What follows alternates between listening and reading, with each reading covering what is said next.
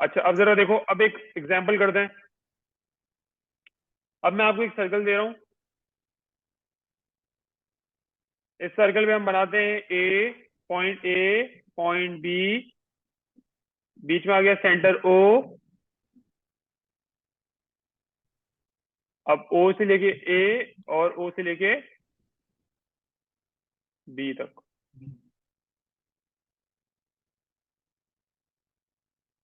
ठीक है।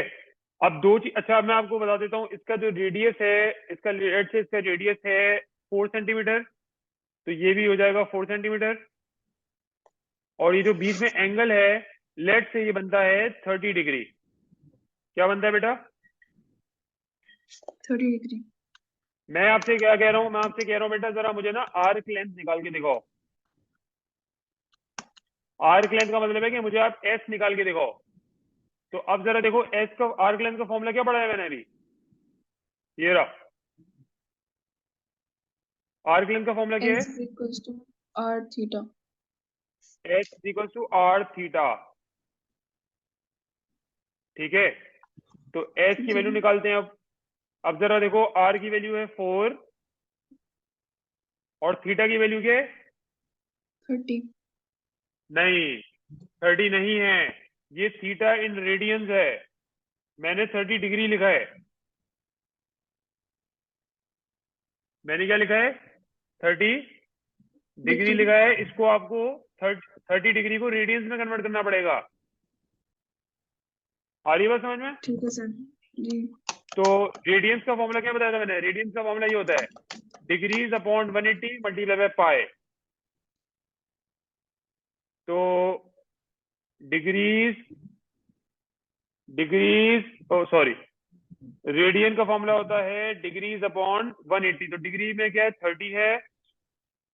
30 अपॉन 180, और यहाँ पे पाई आ गया। 0.16।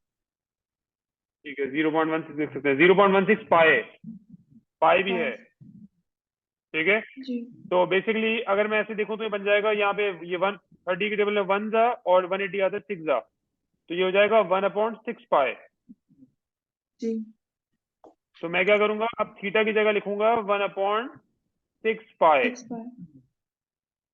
अब कैलकुलेटर में आप इसको पूरा इनपुट कर दो। कैलकुलेटर में आप पूरा डालो, 4 मल्टीप्लाई बाय 1/6 पाई। पाई का निशान भी डालना।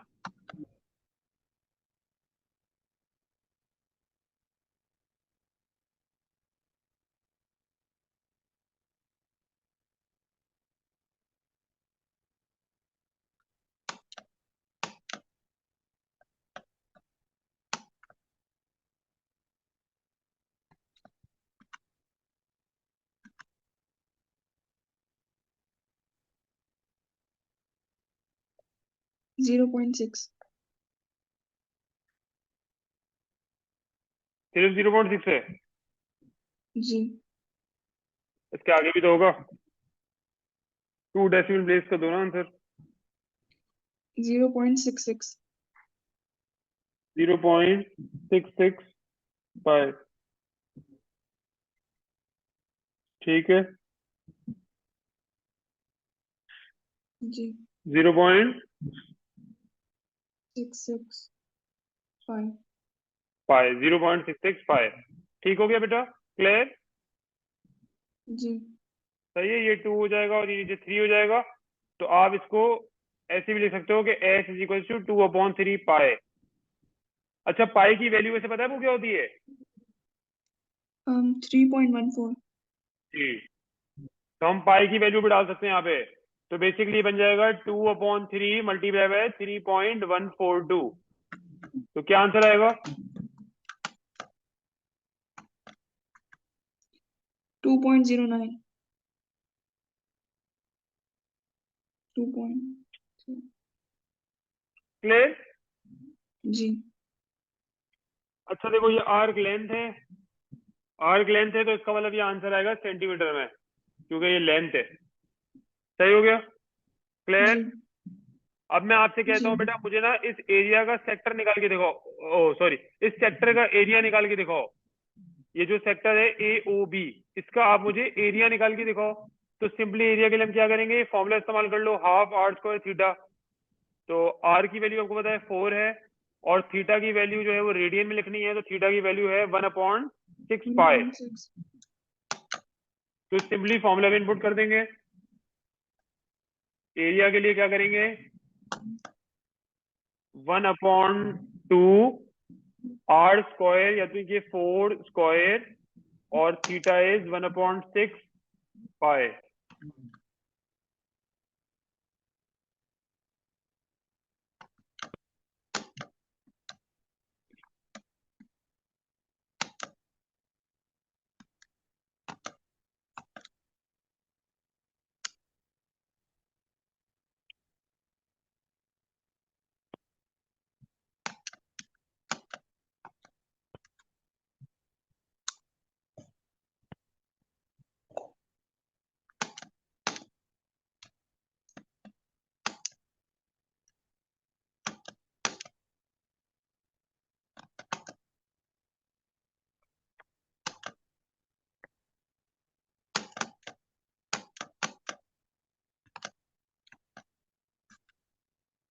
1.28 1.28 विथ पाई के साथ जी या पाई के बगैर है?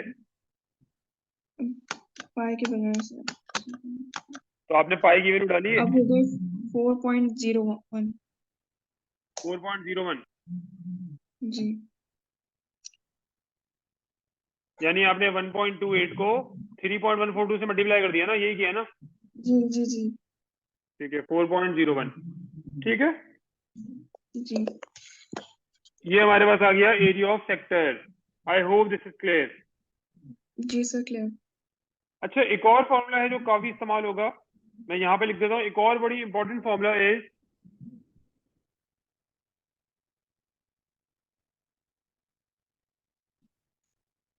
एक और बहुत इंपॉर्टेंट फॉर्मूला है, that is your area of triangle.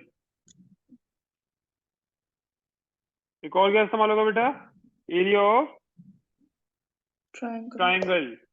Area of triangle होता है half A B into sine C. क्या होता है ये? 1/2 AB sin C sine C. ठीक है, half A B sine C. तो इसकी एग्जांपल इस तरह से है कि this is your triangle,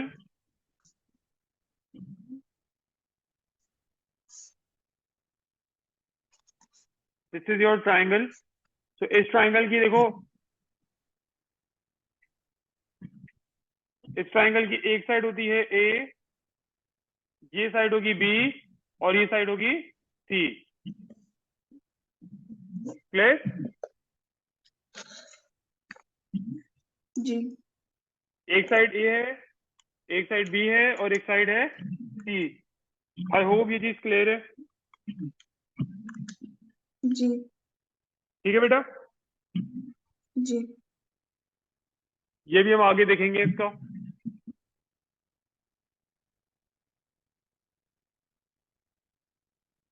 area of triangle अभी हम आगे भी देखेंगे। यहां से मैं इसको हटा देता हूँ। अब हमारे पास